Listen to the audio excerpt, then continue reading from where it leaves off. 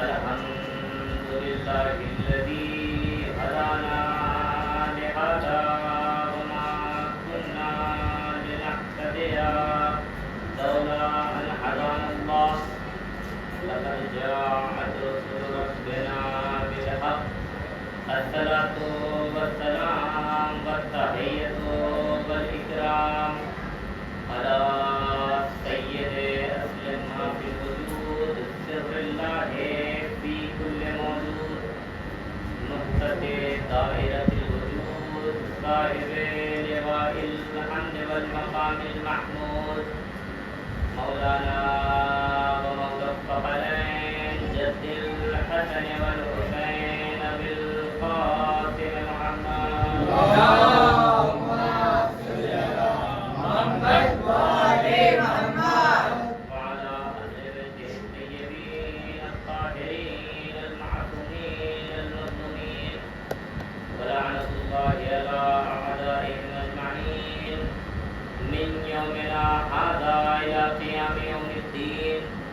أما بعد فقد قال الله تعالى وتبارك في القرآن الحكيم بسم الله الرحمن الرحيم ونزلنا عليك الكتاب تبيانا لكل شيء وهدى ورحمة وبشرى للمسلمين صلوات اللهم صل على محمد وآل محمد.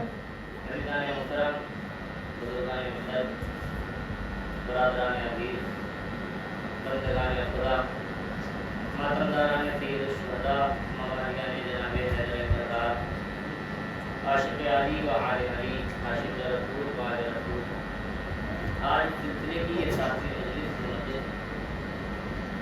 پہلے میں آپ سب سے گزارش کروں گا کہ تھوڑا تھوڑا قریب آ جائیے اس لیے کہ ہم بلا فضل کے ماننے والے ہیں. صلوات پڑھتے ہوئے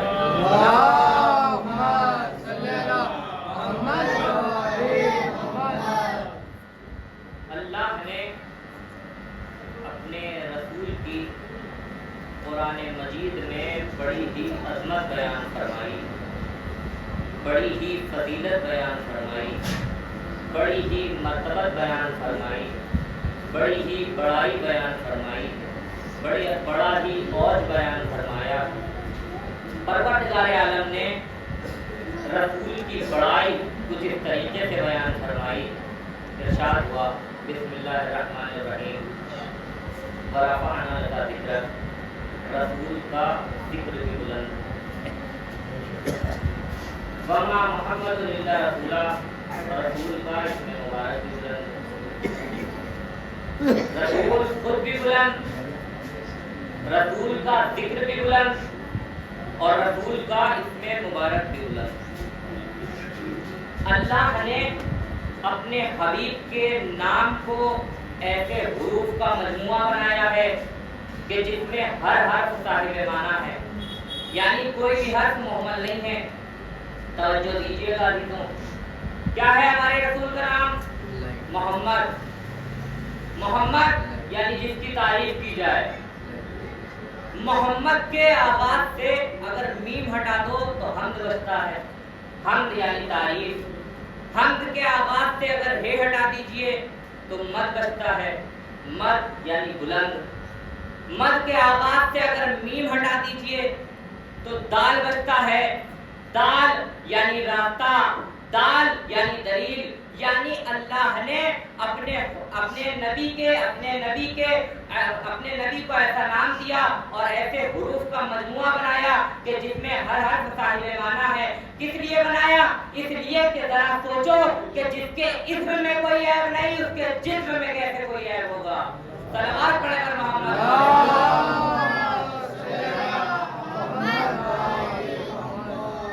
جس کے اسم میں کوئی عیب نہیں اس کے جسم میں کیسے کوئی عیب ہوگا. رسول خود بھی بلند ہے, رسول کا ذکر بھی بلند ہے اور رسول کا اسم مبارک بھی بلند ہے.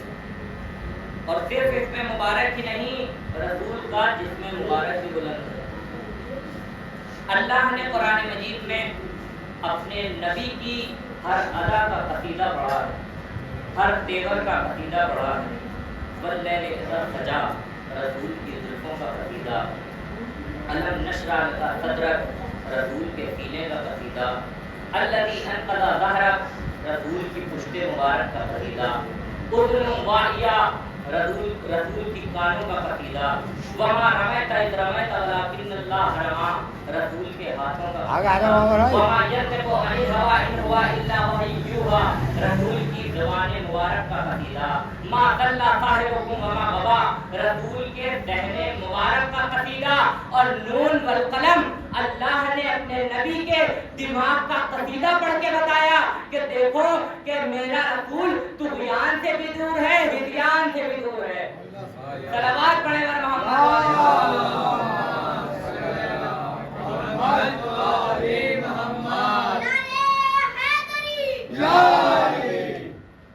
रसूल खुद भी बुलंद, रसूल का जिक्र भी बुलंद, और रसूल का इसमें मुबारक भी बुलंद, और रसूल का जिस्म मुबारक भी बुलंद। वनज़्ज़लना अलैकल किताब, फरमाकर अल्लाह ने बयान फरमाया है कि रसूल पर नाज़िल होने वाला कुरान मजीद भी बुलंद। कितना अज़ीमुल मर्तबत कुरान, कितना आली कुरान, कितना अरफा कुरान। कुरान की बुलंदी को समझिए ताकि उसकी बुलंदी समझ में आए कि जिसके दिल पर कुरान उतरा, जिसके कल्ब पर कुरान उतरा। इरशाद हुआ बिस्मिल्लाहिर्रहमानिर्रहीम, वनज़्ज़लना अलैकल किताब तिबयानन लिकुल्लि शैइन व हुदन व रहमतन व बुश्रा लिल मुस्लिमीन। ये कुरान तिबयान है, ये कुरान बयान है, ये कुरान फिक्र है, ये कुरान शऊर है, ये कुरान बसारत है, ये कुरान बसीरत है, ये कुरान अक्ल है, ये कुरान शऊर है। तवज्जो दीजिएगा अज़ीज़ों। फिर इरशाद हुआ बिस्मिल्लाहिर्रहमानिर्रहीम, इन्ना नहनु नज़्ज़लना ज़िक्रा व इन्ना लहू लहाफ़िज़ून। ये कुरान जिक्र है, ये कुरान फिक्र है, ये कुरान हक और बातिल में फैसला करने वाली किताब है, ये कुरान इल्म है, ये कुरान उलूम है। अल्लाह ने कुरान मजीद की इतनी अज़मत बयान फरमाई, इतनी मर्तबत बयान फरमाई, इतना और बयान फरमाया। अल्लाह ने फरमाया ये कुरान तिबयान है, ये कुरान बयान है, ये कुरान नूर मुबीन है, ये कुरान इल्म है, ये कुरान हिल्म है, ये कुरान उलूम है, ये कुरान हिदायत है, ये कुरान रहमत है। तवज्जो दीजिएगा तो ये कुरान तिबयान है, ये कुरान बयान है, ये कुरान फिक्र है, ये कुरान शऊर है, ये कुरान अक्ल है, ये कुरान फिक्र है। फिर इरशाद हुआ कुरानन अरबिय्यन गैरा ज़ी वज़इन, इस कुरान में किसी तरीके का ऐब नहीं है। मुझे ईमानदारी से बताइए कि मैं आपके सामने मिंबर पर आऊं और कुरान में ऐब निकालना शुरू कर दूं, आप लोगों में से कितने लोगों को बर्दाश्त हो जाएगा? खींच नहीं लेंगे मिंबर से, क्या कहेंगे? कुरान में ऐब निकाल रहा है, मुसलमान नहीं रहा, काफिर हो गया।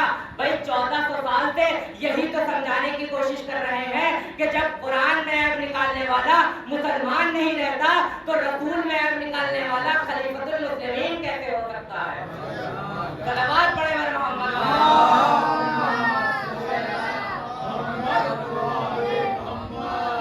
अब खलीफतुल मुस्लिमीन तो नहीं हो सकता जो रसूल में ऐब निकाले, तो कौन होगा?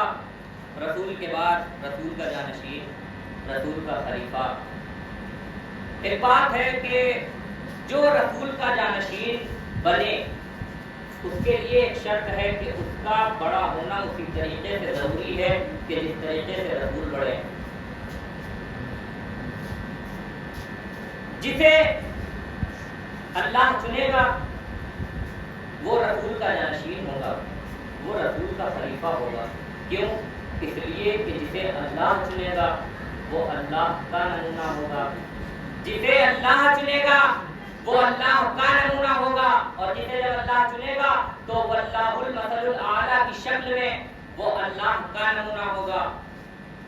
जिसे अल्लाह चुनेगा वो अल्लाह का नमूना होगा, और जिसे लोग चुनेंगे वो बस नमूना ही होगा, जिसे लोग चुनेंगे वो बस नमूना ही होगा। अब कौन होगा रसूल का जानशीन, रसूल का खलीफा? कोई दलील है? कुरान से कोई दलील है? कहा पहला शख्स बनामे आदम जब अल्लाह ने ज़मीन पर भेजने की तैयारी फरमाई तो कहा इन्नी जाइलुन फिल अर्ज़ि खलीफा, मैं रूए زمین پر ایک خلیفہ بنانے جا رہا ہوں. میں روئے زمین پر ایک خلیفہ بنانے جا رہا ہوں. کون بنانے جا رہا ہوں؟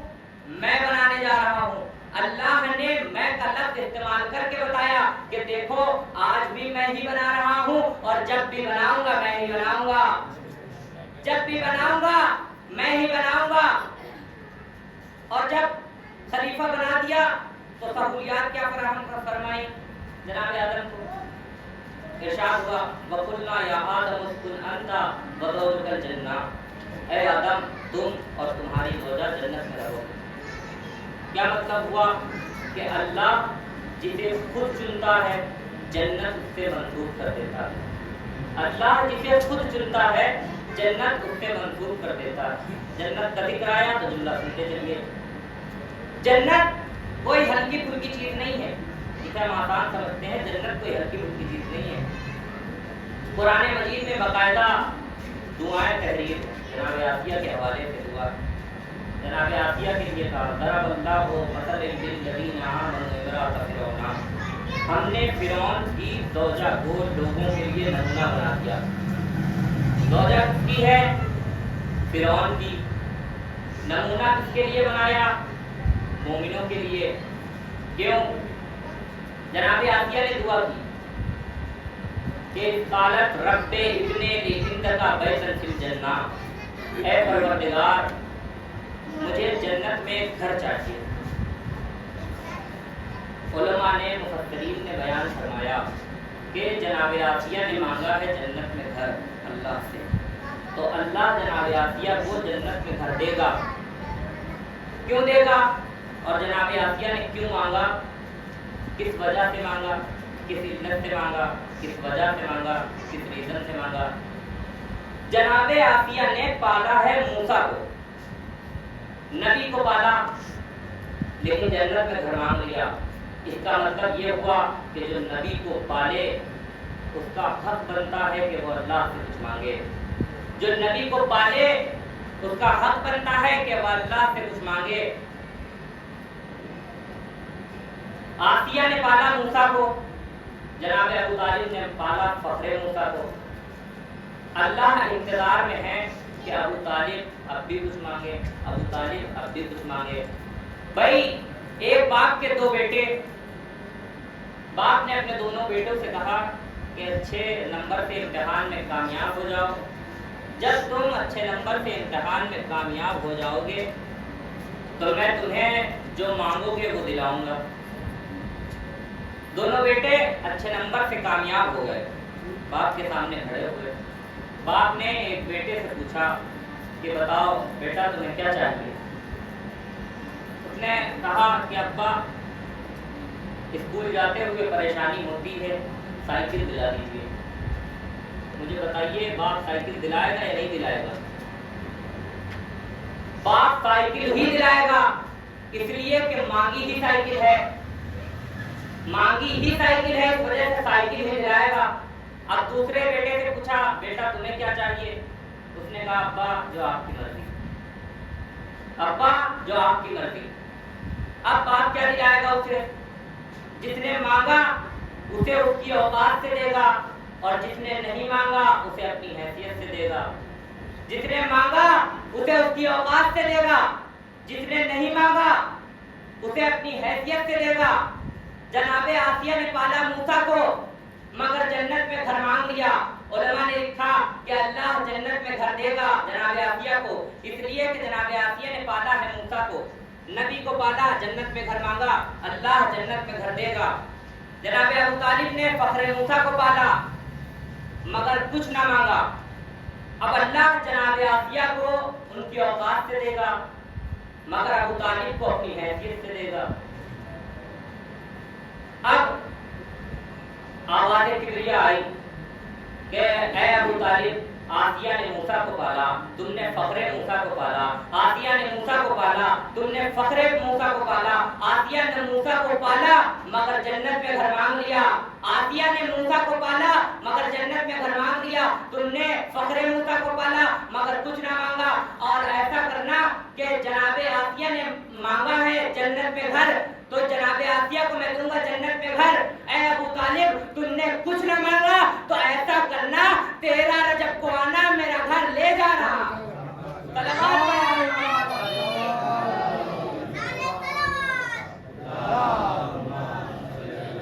محمد وعلى محمد۔ 13 رجب کو آنا میرا گھر لے جانا۔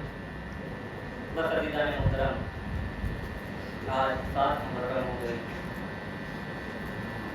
آج مولا حسین کو ان کے بھتیجے جناب قاسم کو حصہ دینا۔ معلوم ہے جب امام حسن مجتبی کو زہر دیا گیا تو امام حسن مجتبی کے کلیجے کے ٹکڑے منہ سے آنے لگے۔ امام حسن مجتبی کو لٹا دیا گیا۔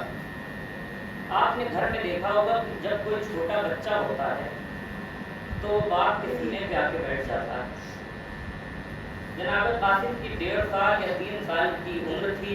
جناب قاسم آئے، امام حسن کے سینے پر آ کر بیٹھ گئے۔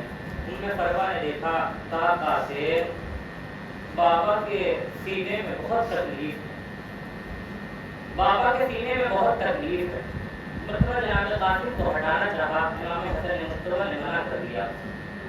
کہہ رہے میں فروا بیٹے کو مجھ سے جدا نہ کرو، اس لیے کہ جب یہ میرے سینے پر لیٹا ہے تو مجھے بہت سکون مل رہا۔ اجرکم اللہ خدا کوئی غم نہ دے پائے کربلا۔ روز عاشور ہے، جناب قاسم اجازت کے لیے جاتے ہیں امام حسین کے پاس۔ امام حسین منع کر دیتے ہیں، جتنی مرتبہ جاتے ہیں امام حسین منع کر دیتے ہیں اور یہ کہتے ہیں کہ قاسم تو میرے بھیا کی نشانی ہے، جب بھی میں اپنے بھائی کو دیکھنے کا مشتاق ہوتا ہوں تیری زیارت کر لیتا ہوں۔ اجرکم اللہ خدا آپ کو کوئی غم نہ دے سوائے غم مظلوم کربلا۔ جناب قاسم اجازت دینے کے لیے جاتے ہیں۔ تاریخ میں لکھا کہ 18 مرتبہ جناب قاسم گئے اجازت دینے کے لیے، مگر مولا حسین نے اجازت نہ دی۔ مرتبہ جناب قاسم آئے، خیمے کے اندر دو زانو ہو کر بیٹھ گئے اور بیٹھ کر رونے لگے۔ رونے کی آواز جیسے ہی ماں نے سنی، ماں فوراً بھاگتی ہوئی آئی، کہا قاسم کیا ہو گیا ہے، کیوں رو رہے ہو؟ آپ نے دیکھا ہوگا نا کہ جب بچہ روتا ہوا گھر میں آتا ہے تو ماں پوچھتی ہے بیٹا کس نے مار دیا، بیٹا کس نے مار دیا؟ ماں نے پوچھا کہ قاسم کیا ہو گیا؟ جناب قاسم نے کہا کہ اماں جان جب بھی میں اجازت کے لیے جاتا ہوں چچا جان منع کر دیتے ہیں اور یہ کہتے ہیں کہ اے قاسم تو میرے بھائی کی نشانی ہے۔ اجرکم اللہ خدا آپ کو کوئی غم نہ دے سوائے غم مظلوم کربلا کے۔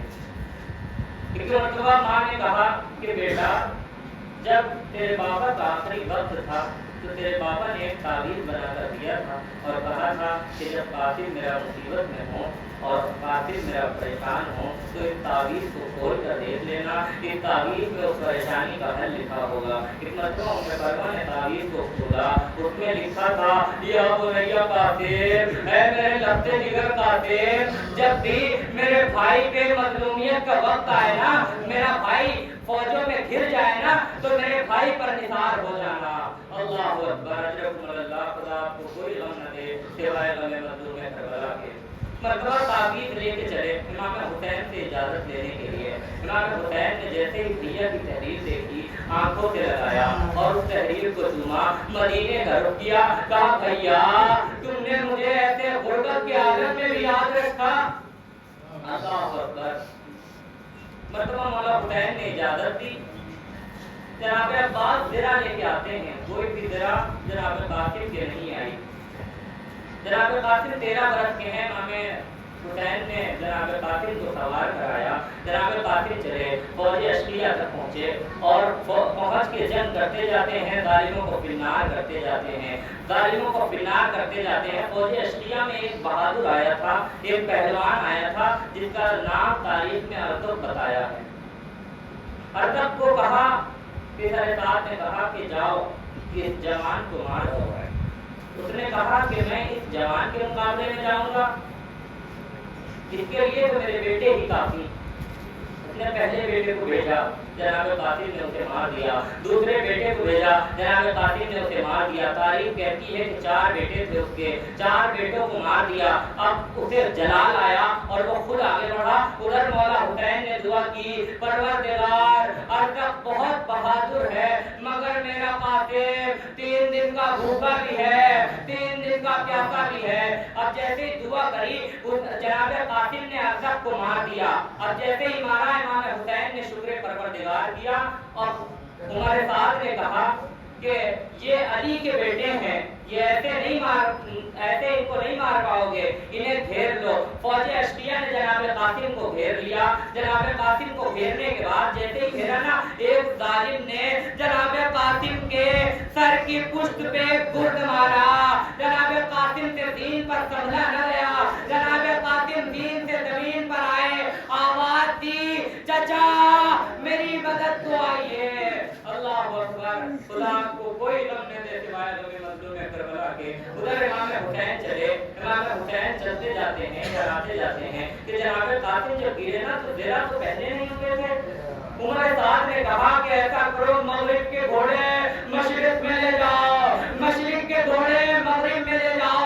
तारीख कहती है जनाब कासिम की दाई पसलियां बाई पसलियों की तरफ आ गई थी, बाई पसलियां दाई पसलियों की तरफ आ गई थी। इमाम हुसैन चले और जब वहां पहुंचे तो लाश नहीं दिख रही है, लाश नहीं दिख रही है। इमाम हुसैन ने कहा, ऐ कासिम तुम्हारा चचा आया है, ऐ कासिम आवाज दो तुम्हारा चचा आया है। उधर से कोई आवाज न दी। 1-2 मरतबा जब इमाम हुसैन ने कह दिया कोई आवाज ना आई। अब इमाम हुसैन खड़े हुए, कहा वक्त का इमाम तुम्हें आवाज दे रहा है। अब जैसे ही वक्त का इमाम ने आवाज दी, फौरन जनाब कासिम की लाश के टुकड़े हवा में परवाज करने लगे और कहते जाते थे, अस्सलामु अलैका या अबा अब्दुल्लाह, अस्सलामु अलैका या इब्न रसूलिल्लाह। وسيعلم الذين ظلموا أيام الذي ينقلبون إنا لله وإنا إليه راجعون.